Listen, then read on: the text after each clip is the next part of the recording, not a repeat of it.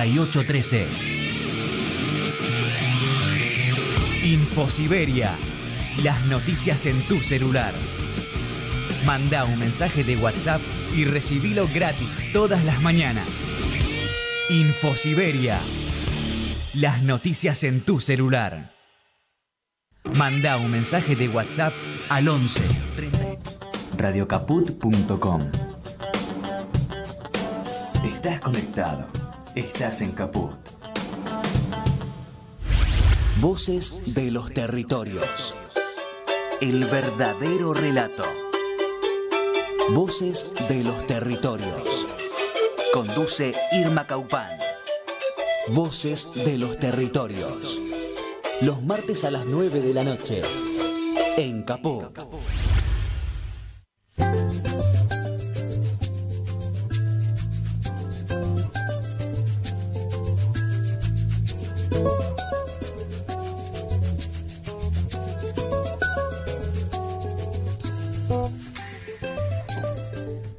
Mari Compuché, Mari Pulamien. Esto es Voces de los Territorios, un programa del Movimiento de Mujeres y Diversidades Indígenas por el Buen Vivir. Hoy, como verán, estamos más que acompañadas con Sandra, está nuestra Lamien, Moira Millán, está Cris, que ya estuvo acompañándonos y bueno, hizo todo un recorrido por el norte, así que nos trae más información de toda esa información que nos niegan o que desconocemos.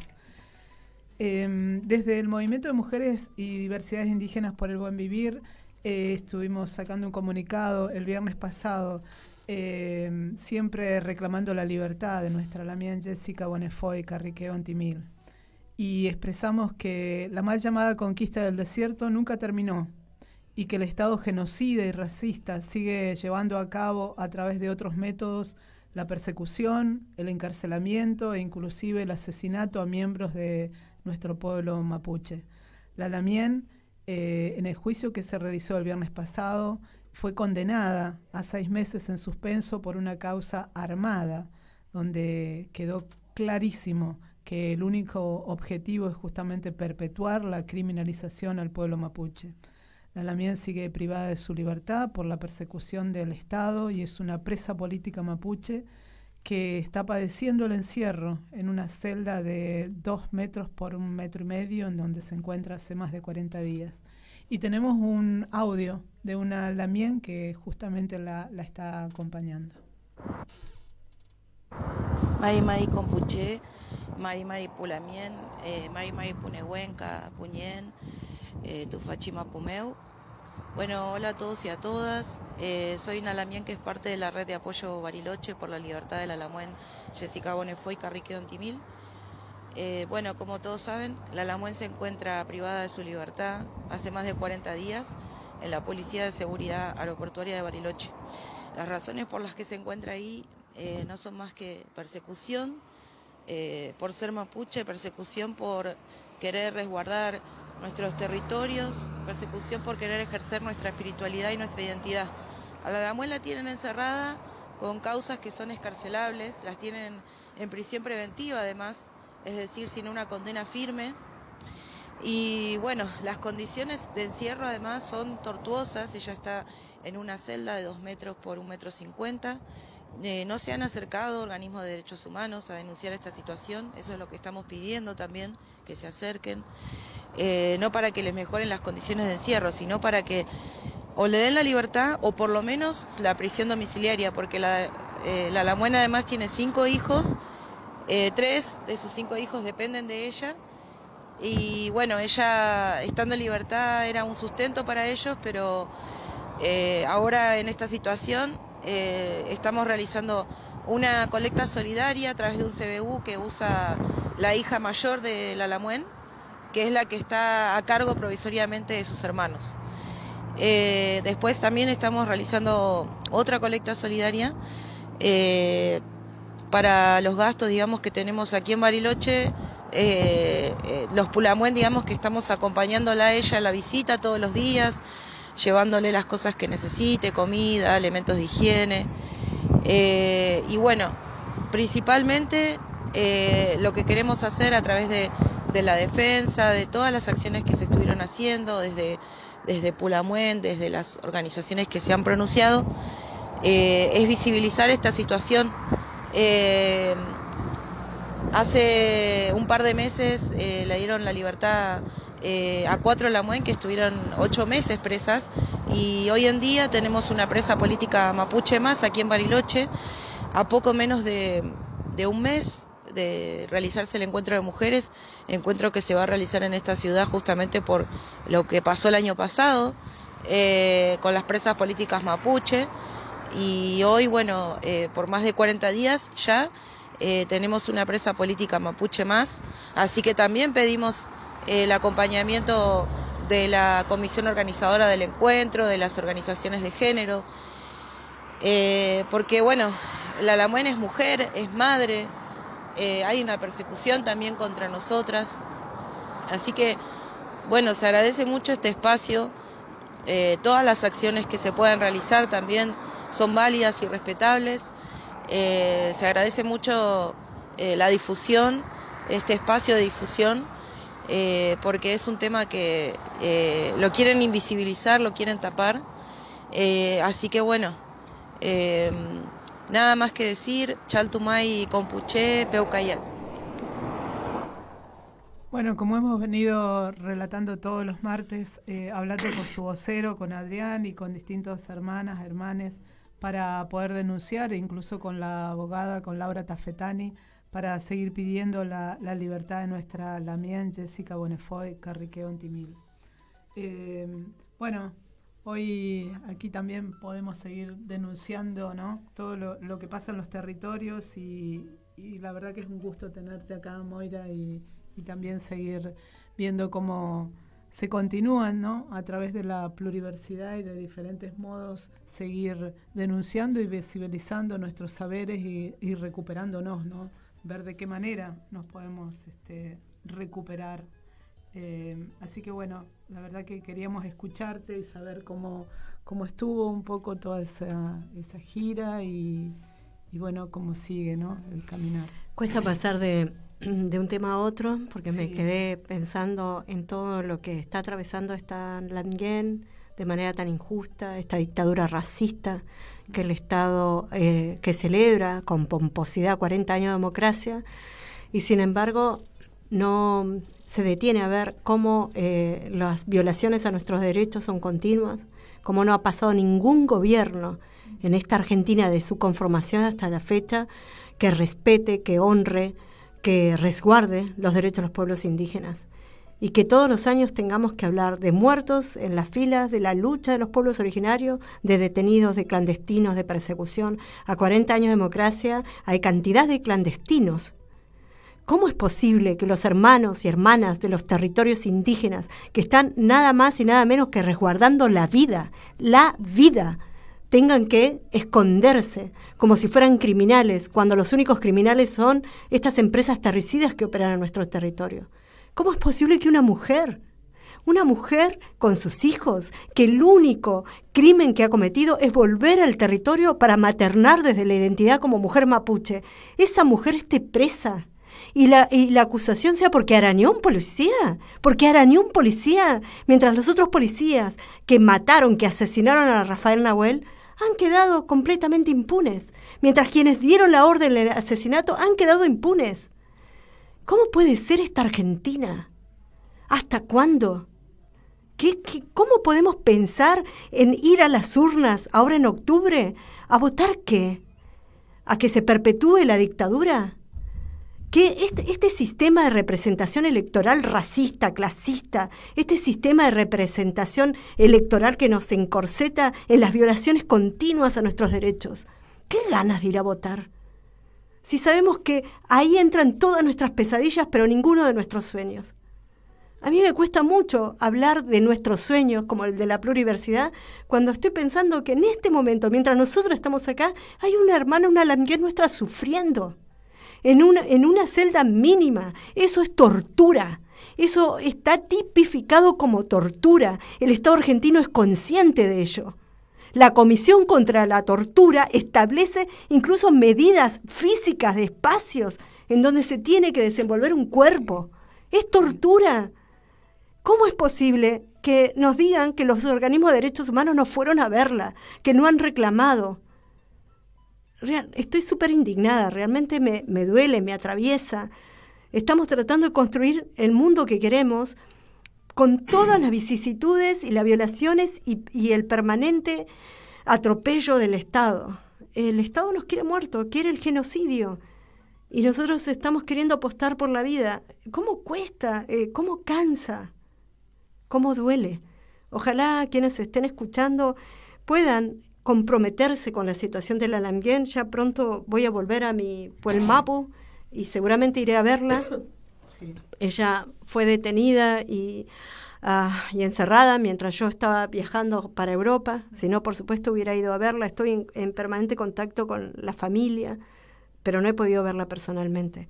Les pido por favor a quienes nos están escuchando, y agradezco muchísimo este programa que sostienen aquí nuestra Lamien Irma, Sandra, apoyando permanentemente para que no se caiga. Este espacio es muy importante y agradezco a Radio Caput, porque la verdad es que son muy pocos los espacios en donde realmente uno se siente que hay libertad de expresión, donde podemos hablar desde el corazón, donde no tenemos que reprimir nuestras palabras, donde realmente se cultiva esta democracia verdadera y no los discursos odiantes de una democracia que simula ser libre, pero que en realidad es parte de las voces dictatoriales y racistas de este país. Así que agradezco también a Radio Caput. Y sí, voy a dejar este espacio y después voy a hablar de la pluri. Porque la verdad que muchísimas veces cuando terminamos el programa, terminamos con un nudo en la garganta porque decimos, bueno, ¿cómo respirar? ¿Cómo, no? Ante un terricidio del que hablamos tanto y del que tanto nos somete y nos va robando, ¿no? Y nos va agrediendo y nos va violentando. Y entonces estamos con el juicio por Rafael Nahuel y a su vez a esta hermana presa, y venimos de 8 hermanas Lamien que estuvieron presas, y también fue toda una lucha y un acuerdo que nunca se cumplió, que la Machi no ha podido volver a su rehue. Constantemente estamos siendo, ¿no?, violentadas. El Malón de la Paz que está acá, hace 7 días tenemos hermanas encadenados al Congreso sin recibir ningún tipo de respuestas, más 3 meses que ya llevan en tribunal. Es decir, es muy doloroso, es muy indignante todo. Y tampoco los atienden porque están con huelga de hambre, y tampoco... Esta hermana también estuvo muchísimos días. Y eso no puede ser acá en Congreso, como si no hubiera médicos y hospitales y enfermeras y enfermeros. Es espantoso. Es tremendo. Y vos en el norte seguramente también viste cosas, ¿no?, de los pueblos que son dolorosas.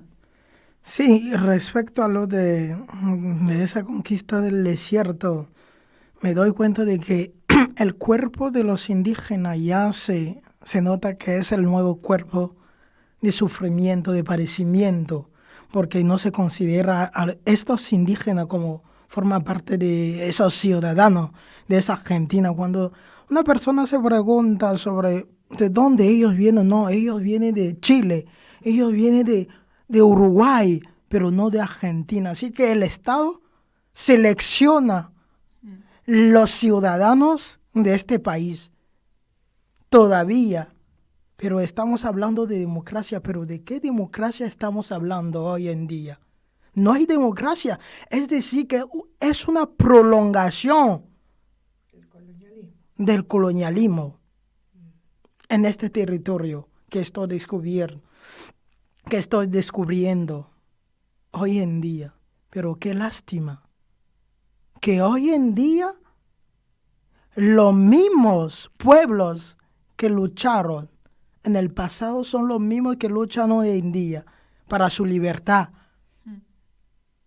Forma de expresarse, y se dice que es una democracia, pero esta democracia no existe para los marginados, que son los indígenas y los negros, porque todavía no se consideran a esas personas como seres humanos, sino como ganado humano, donde se puede tirar en la basura. Es lo que observamos todavía en este espacio que se llama Argentina. 40 años de democracia, pero ¿qué democracia? 40 años más de genocidio. Pero ¿dónde vamos a pararnos en ese padecimiento de los pueblos autóctonos que reivindica siempre su dignidad? Completamente de acuerdo. Estuviste en Santiago del Estero, ¿no? ¿Y en qué otro lugar estuviste? Perdón. Estuviste en Santiago del Estero y estuviste en Córdoba y Catamarca. ¿Y cómo te recibió? Por ejemplo, me gusta mucho pensar en Córdoba, ¿no? Porque Córdoba tiene una particularidad muy específica. Es bien negra, pero es bien racista. Las dos cosas. Y realmente Córdoba es un lugar muy particular de la Argentina para observar cómo se maneja el sistema. La gente negra no se acerca a la ciudad, por ejemplo.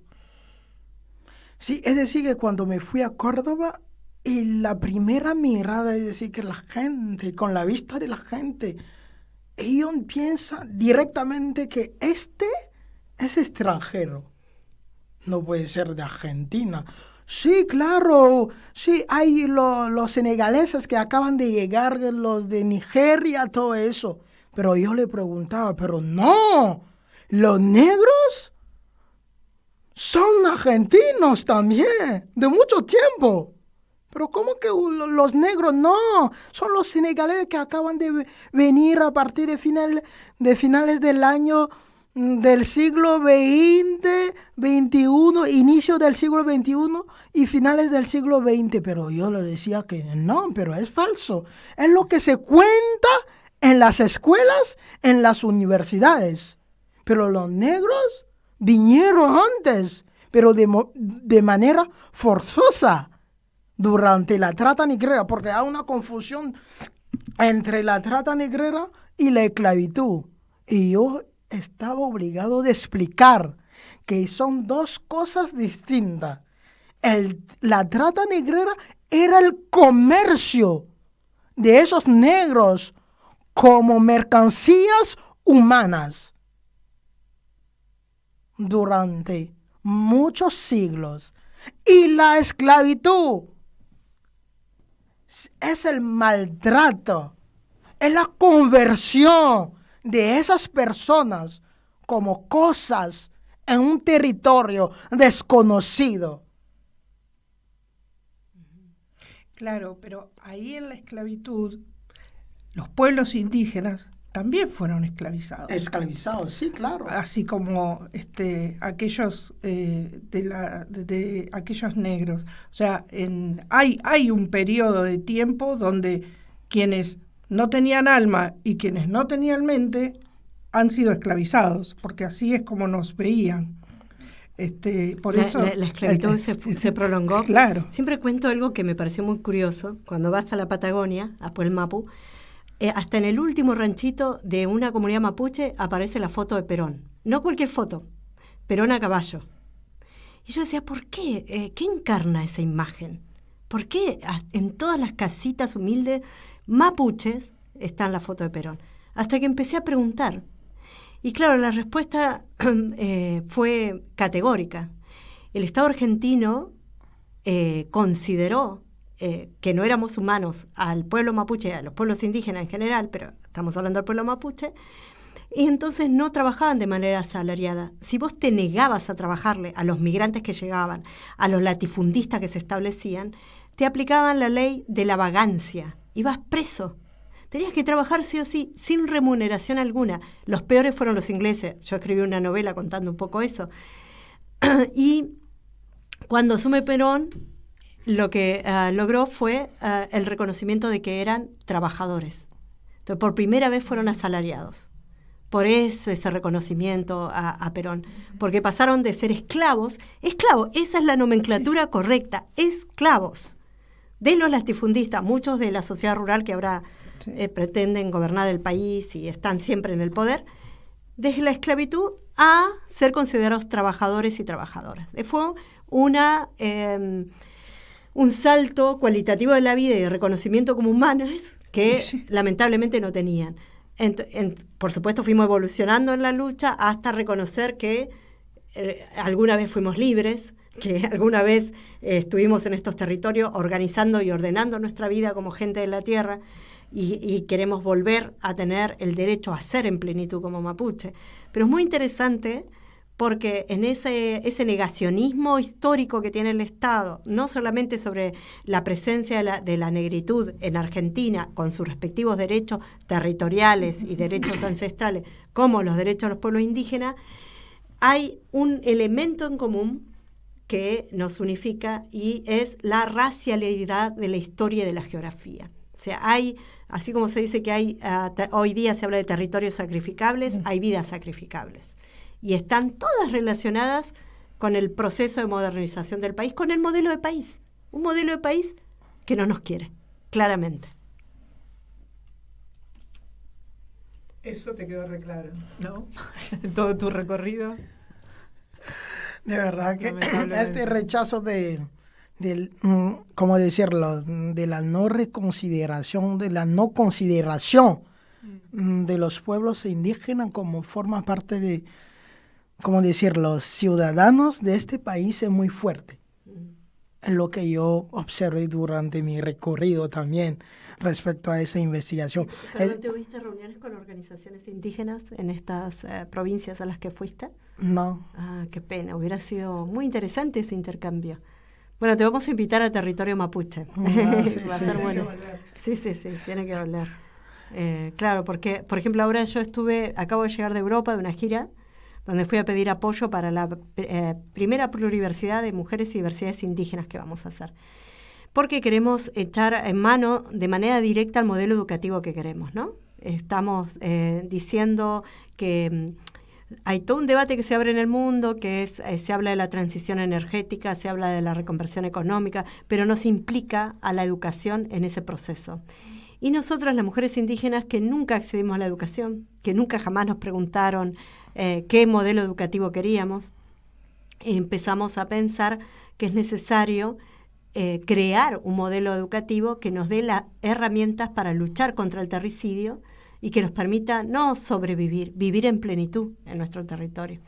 Entonces, cuando voy para Europa, me encontré con muchos hermanos y hermanas africanas dando su testimonio de cómo es vivir en Europa como un migrante. Y me espanté porque estuve en Noruega, que es un país que acá en Argentina se vende como la panacea de los derechos humanos, súper ecológico, y son terriblemente terricidas, no solamente por todo lo que hacen al mundo. No podía Cris tomar un café sin tarjeta.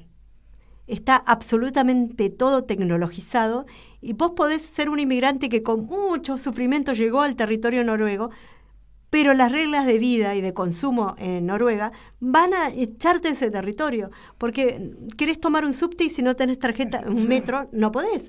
Querés acceder a cualquier tipo de servicio sin tarjeta, no podés.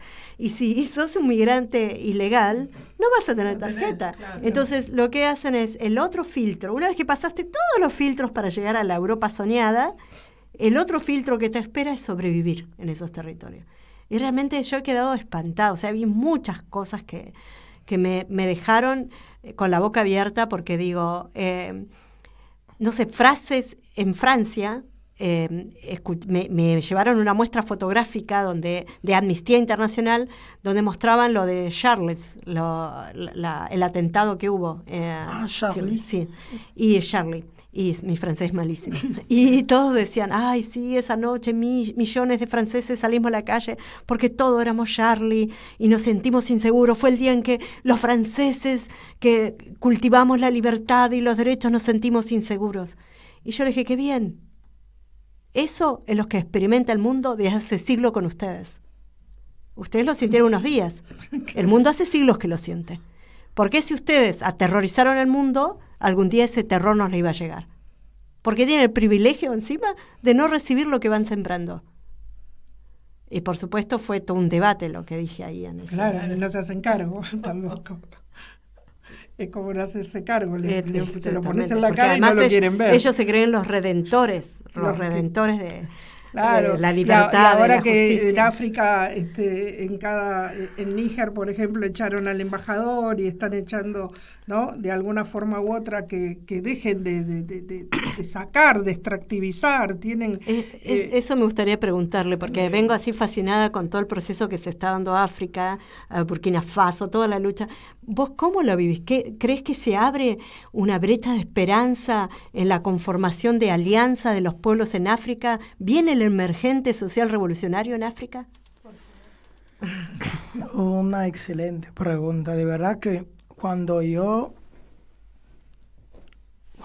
veo esa revolución que está presente en África, me doy cuenta de que ya hay un despierto de las conciencias africanas respecto al imperialismo occidental. Porque siempre se dice que los africanos no quieren desarrollarse, pero para desarrollarse hace falta quitar la mano de encima, que es el imperialismo. Por eso ellos ya rechazan el imperialismo para liberarse, porque las independencias de 1960 no eran independencia. No. Una continuidad del colonialismo. Ficticia, independencias ficticias. Por eso ya el pueblo quiere liberarse completamente del imperialismo.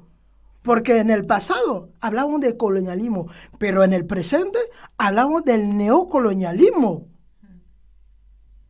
Así que tenemos la esperanza de liberarnos completamente para dialogar 50%, 50%. Porque África también quiere desarrollarse. Por eso, los golpes de Estado que estamos asistiendo en África, sobre todo en la parte francesa, ya se nota que sí, el imperialismo francés es muy presente en África todavía. Sí.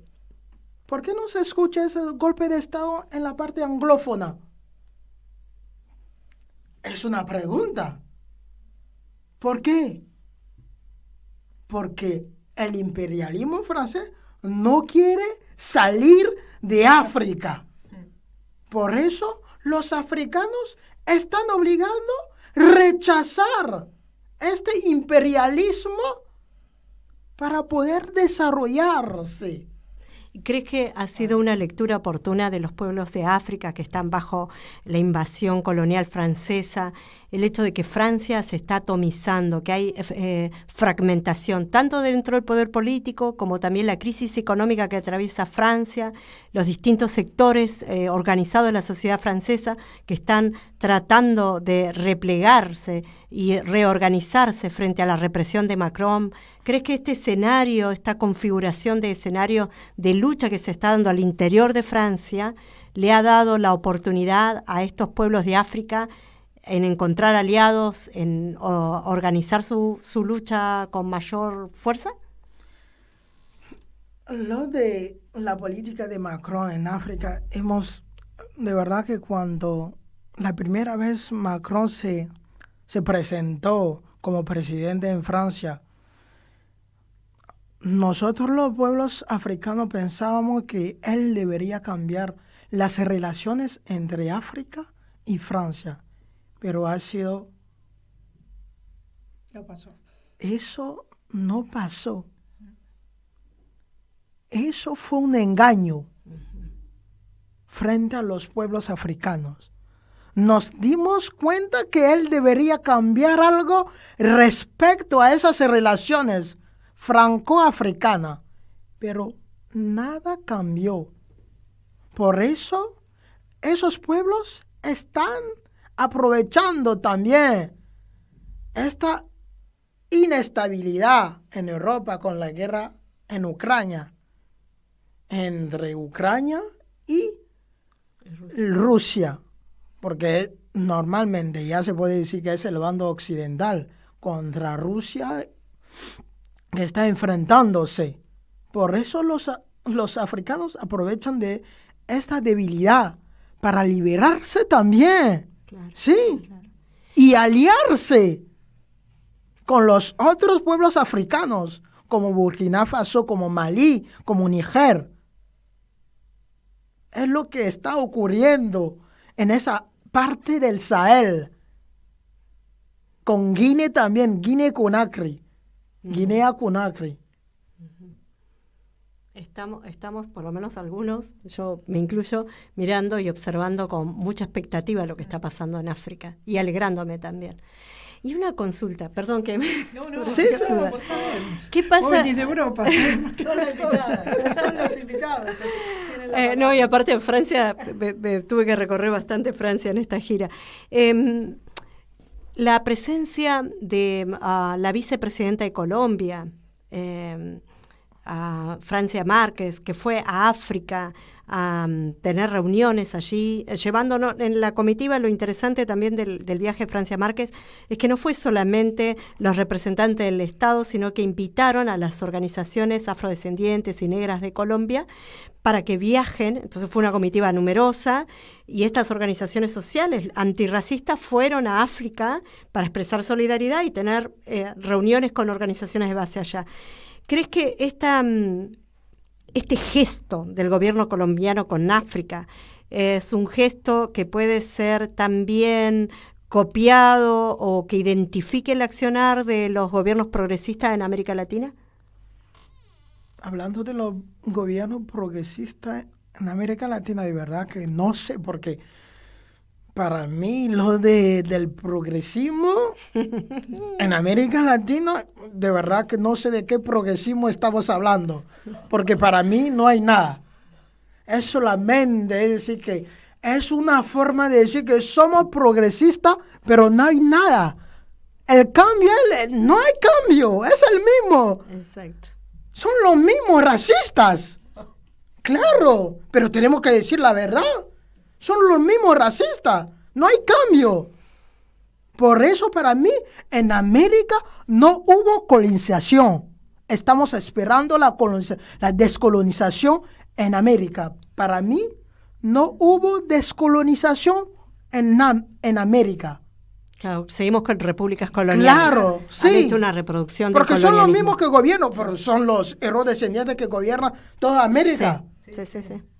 Así que por eso lo de qué Francia- estamos hablando cuando hablamos de descolonización en América, pero no hay. No hubo y no hay. Son los mismos pueblos que luchan desde siempre. Los negros y los indígenas. Siempre los mismos que luchan. Así que ¿de qué descolonización estamos hablando? No hay y no hubo. Así que cuando la gente habla de progresistas, pero de verdad que para mí estos progresistas para mí no existen. Ellos no son progresistas.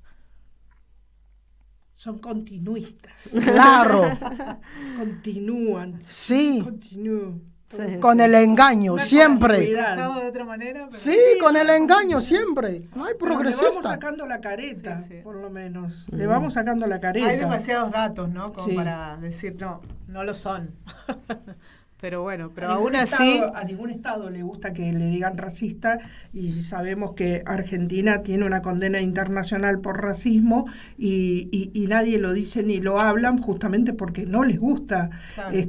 Hacerse cargo de no, esa verdad. no, de esa Pero verdad no puede no. haber, una de las cosas más importantes que me parece que no podemos perder el foco en nuestro andar, en nuestro hacer, es que a pesar de que nos han infligido tanto dolor estos estados, nosotros queremos tejer con los pueblos que estamos cohabitando, ¿no? Entonces cohabitamos con el pueblo argentino. El pueblo argentino es racista, probablemente el pueblo argentino es heredero de un modelo educativo racista, es lo que aprendió. ¿Qué le enseñaron? Cuando fui ahora a Europa me decían los hermanos de afrodescendientes allá y hermanas, me decían, los argentinos que vienen acá dicen que no hay más negros en Argentina, que no hay negritud en Argentina y que los mapuches son chilenos. O sea, como yo decía, soy mapuche de Argentina, claro. entonces le decían, bueno, son los mitos Claro. de un estado eurocéntrico, de un Eurocéntrico. estado racista que crea una narrativa y una imagen de sí mismo fuera del país que no corresponde a lo que sucede. Es decir, cuando yo empezaba las charlas decía, ¿cuántos saben de Argentina? A ver, ¿cuáles son los nombres que les han llegado a ustedes? Messi, Maradona, saben que fútbol, tango. Bueno, saben que hay un pueblo que se llama Nación Mapuche, que hubieron presos políticos, que pasó esto. No sabían. Hay un montón de retazos históricos de Argentina que son completamente omitidos en la narrativa del Estado. Pero yo creo que lo que sí me parece fundamental remarcar es tenemos que ayudar a sanar la memoria de los pueblos, incluido el pueblo argentino. Porque si el pueblo argentino no asume la verdad de que su historia, sus derechos, su pertenencia identitaria ha sido construida con la sangre de otros pueblos, no se va a sanar. Entonces tenemos que empezar a ver cómo este dolor que nos atraviesa, que es un dolor, yo digo telúrico, porque es desde la tierra misma que está sufriendo y nosotros como hijos de ella, cómo este dolor telúrico empieza a ser percibido también por esa población domesticada. Hoy le decía, para mí hay dos bloques en el mundo. Están los pueblos telúricos y los pueblos domesticados. Los pueblos domesticados hasta se convierten en vigilantes y policías de los estados coloniales y represores. Sí. Y los pueblos telúricos, no importa el color de piel, no importa el idioma, no importa su religión o cultura, los pueblos telúricos nos abrazamos. Porque vemos más allá, porque nos damos cuenta que si no logramos restablecer el orden cósmico, volver a la armonía con la Tierra, vamos a morir, vamos a perecer como humanidad. Entonces creo que este es un momento también bisagra para el mundo. Es un momento donde la lucha anticolonial es una lucha antipatriarcal, es una lucha antirracista, es una lucha antiespecista. Es un momento bisagra para poder dialogar y construir una matriz civilizatoria que nos dé esperanza, que nos diga por qué luchamos, porque hoy decíamos, siempre luchamos contra, no a esto, no a aquello. Bueno, ¿a qué le decimos sí? Claro. Sí, pero para sanar esa historia hace falta considerar a esos ciudadanos, esos seres humanos como ciudadanos, pero porque son ellos que podrán hacer esa historia y no el otro campo. Porque el otro campo ve esa historia como eurocentrista todavía, porque no se cuenta esa historia en las escuelas, en las universidades. Así que, ¿cómo vamos a sanar esa historia? Si ellos mismos no cuentan esa historia, los demás nos van a contar esa historia tremenda,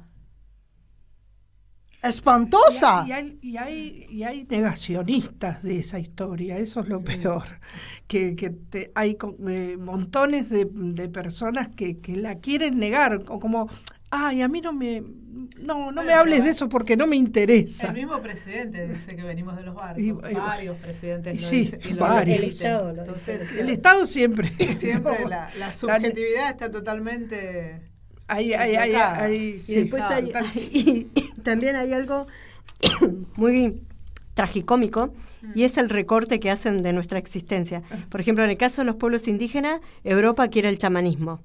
En el caso de la negritud, la danza, las trencitas. Mientras somos una pieza folclórica, la exotización, la cosificación, el folclorismo que se puede consumir, que se puede devorar, está todo bien. Cuando pasamos a ser pueblos con derechos fundamentales reclamando, entonces ahí somos terroristas, ya somos figuras incómodas, ya no nos quieren.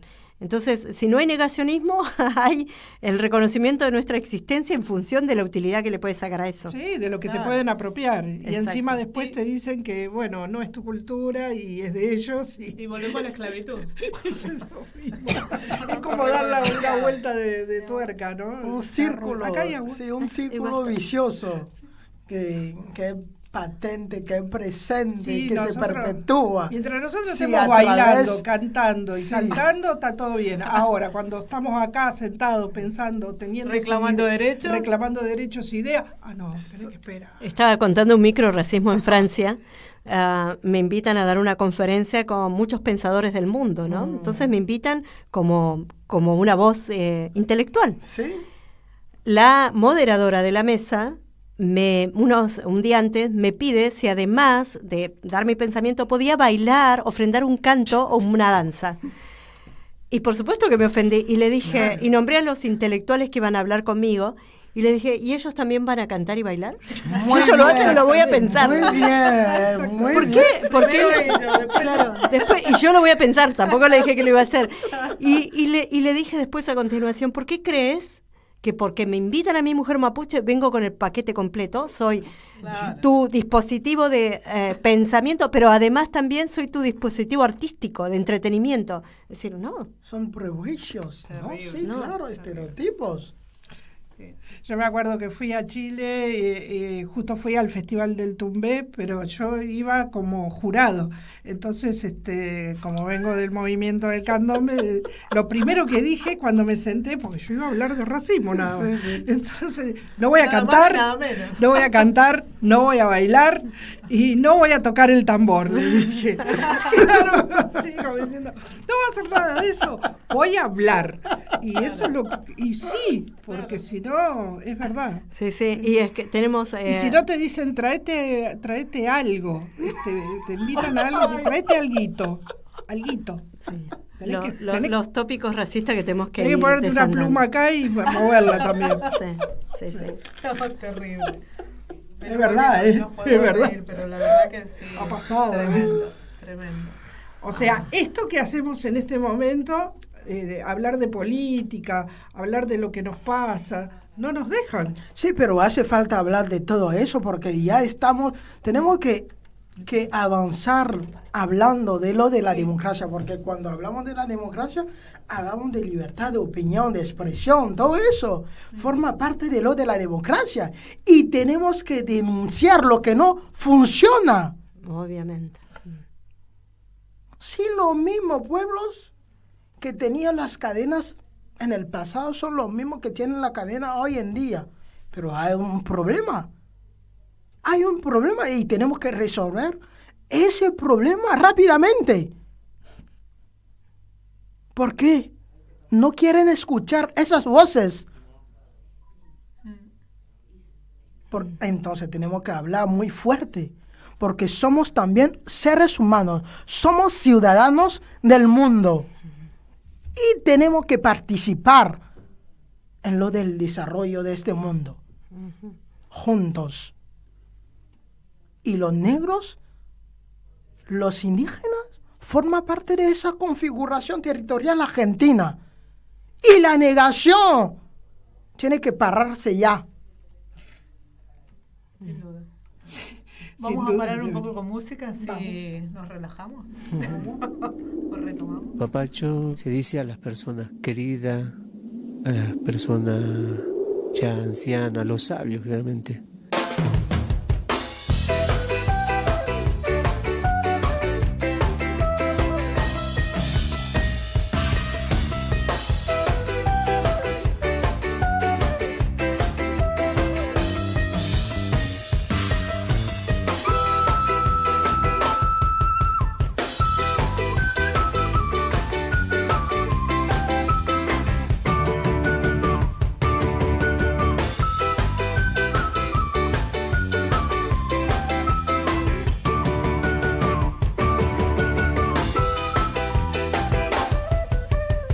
Papacho al cerro vaya, va por la mitad, con sus abarcas más, con su callo abierto, allí puede hablar, las piedras contestar, la Pachamama dar, los datos ciertos, de los que engañan, de los profetas, de los que ocultan, la historia nuestra.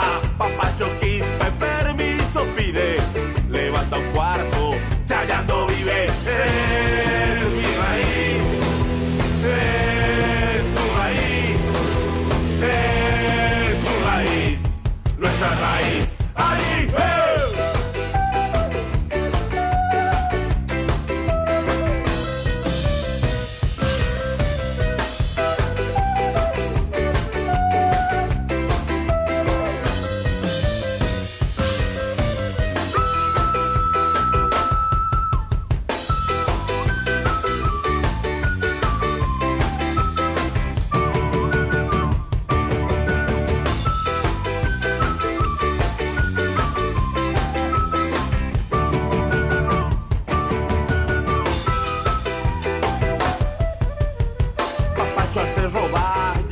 la mitad, con sus abarcas más, con su callo abierto. Allí pueden hablar, las piedras contestar, la Pachamama dar los datos ciertos, de los que engañan, de los profetas, de los que ocultan la historia nuestra. Papacho Quispe permiso pide, levanta un cuarzo, Chayando vive. Es mi raíz, es tu raíz, es su raíz, nuestra raíz. ¡Ahí! ¡Hey!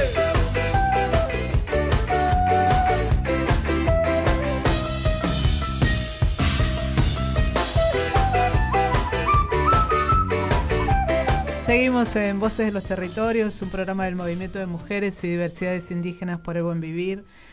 Y bueno, no paramos de hablar porque la verdad Qué grande el chino, ¿eh? El chino atento, agradecidas. Bueno, tenemos tanto para compartir, la verdad que bueno, una hora, nos van a tener que dar 2 horas como mínimo, me parece. Bueno, una de las cosas que no me quería olvidar también es la invitación que tenemos para el 30, el sábado que viene. Vamos a estar en el aniversario de la Biblioteca y Librería Popular, la Bilpli, justamente, ¿no? Haciendo todo un trabajo sobre la memoria para no olvidar nuestra historia, la verdad. Vamos a estar en el Pozo de Banfield, que es uno de los lugares, después de la ESMA, uno de los lugares más terribles donde hubo gente detenida y secuestrada. Y bueno, vamos a estar justamente hablando de terricidio y llevando nuestra voz. Así que bueno, les invitamos. Esta es una jornada que va a ser el sábado 30 de septiembre de 14 a 21 horas. Hay que inscribirse porque si bien el lugar es grande para poder hacer la visita y para poder participar de los diferentes talleres que va a haber, necesitan organizarse, por lo tanto inscribirse. Lo vamos a tener en nuestra página para que puedan tener ahí todos los datos. Y bueno, también mañana vamos a estar con diferentes agrupaciones, colectivizando resistencias. Esto va a ser mañana a las 20 horas. Va a haber proyecciones, intercambios, feria. Esto es en Casa Brandon, en Luis María Drago 259, acá en Cava, y también, bueno, llevando nuestra voz desde el movimiento, así que también les invitamos. ¿Cuántas actividades también? Ahí estaremos.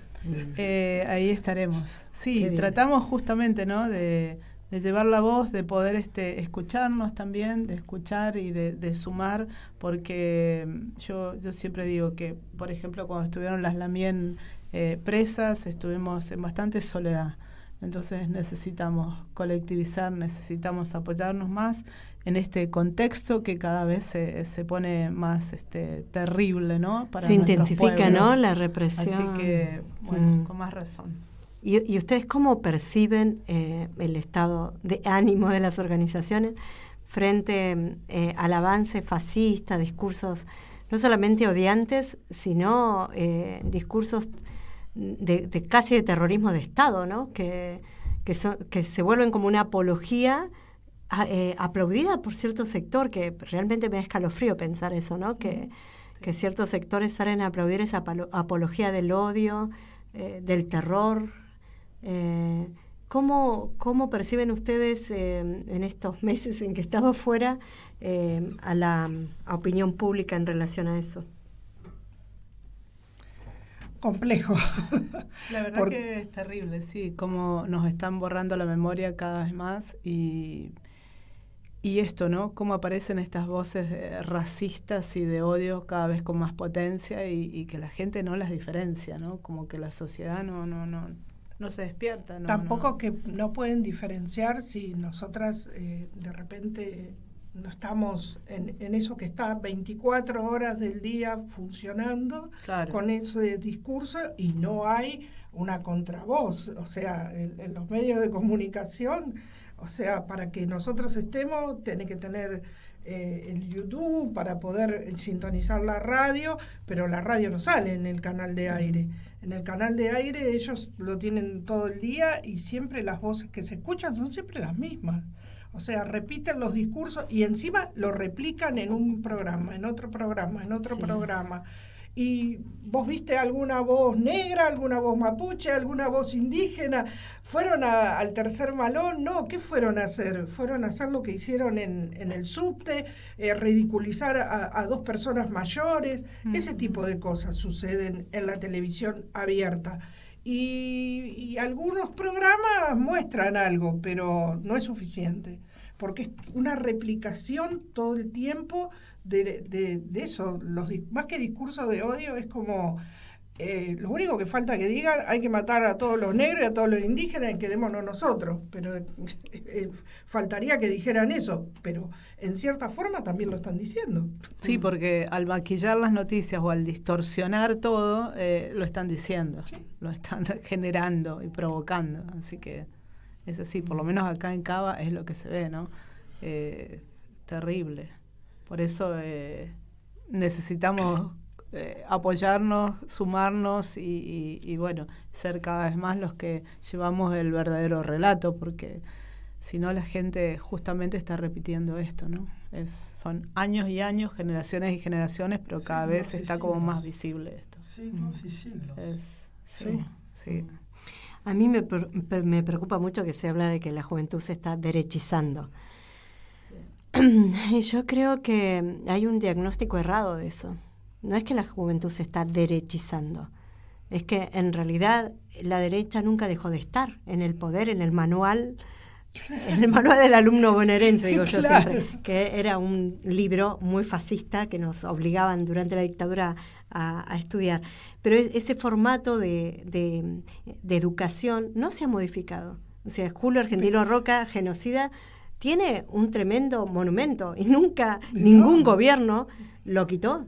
Ningún gobierno quitó el monumento a Colón, en realidad fueron sustituciones, lo cambiaron, pero nadie vino y dijo: a partir de este momento vamos a desmonumentalizar a todos los genocidas y vamos a hacer un revisionismo histórico de cómo se levantó este país. Entonces no hay una derechización de la juventud. La juventud está reproduciendo lo que se le ha inoculado. Y se le ha inoculado una idea de que la amnesia colectiva es parte de la cotidianidad cultural de este país. Hoy sucede un acontecimiento, mañana damos vuelta a la página enseguida. La rapidez, bueno, también todo ritmo, esto que se le llama territorio virtual, que tiene un ritmo y un tiempo tan acelerado, contribuye a intensificar esta amnesia colectiva. Entonces, los pibes están pero el padre, por decirlo, ¿no? El padre de la patria o quien maneja el manual del alumno bonaerense sigue siendo Sarmiento. Pase lo que pase, Sarmiento sigue siendo el 11 de septiembre, es el Día del Maestro, y el maestro Sarmiento, quien en sus libros, en sus escritos, dijo que maten a esa chusma, a los negros y a los indios. O sea, entonces por ahí empezar a creer que la juventud es una abstracción, que éramos todos revolucionarios, súper combativos, y de repente no sabemos cómo la juventud se derechizó. O sea, es realmente, no solamente es un diagnóstico errado, es perverso, es no hacernos responsables. Y me parece que con ese diagnóstico lo que se intenta justificar es una vez más un Estado negacionista. Y es muy, muy importante escuchar las voces de esa juventud que hoy está dispuesta a votar a un delirante loco, que para mí es loco de atar, realmente yo no lo puedo creer, o sea, lo más ridículo, chabacano, bizarro, aunque esa palabra la debería quitar de mi vocabulario, la palabra bizarro, porque ¿saben de dónde viene la palabra bizarro? Había un artista en Francia que empezó a producir arte más barato para las amas de casa. Entonces, con toda la vajilla que hacía, una vajilla así muy bonita, pintada por obreras, mejor pagas y más populares, las mujeres de la alta alcurnia se quejaban porque decían que era eso no era arte, era algo muy barato y que venía como a dejar mal parada la vajilla de clase de ellas. Entonces se empezó a decir es bizarro. Bizarro era el artista que diseñó este modelo popular de vajilla. Y nosotros hoy usamos es muy bizarro y vamos a quitar esa palabra. Entonces,